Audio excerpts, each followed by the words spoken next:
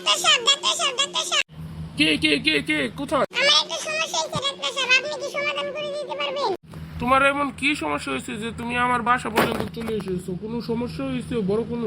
আমার একটা সমস্যা হয়েছে যেটা কোনো ডাক্তার সমাধান করতে পারে না। আমি অনেক হতাশ হয়ে গেছি, আমি কি করব?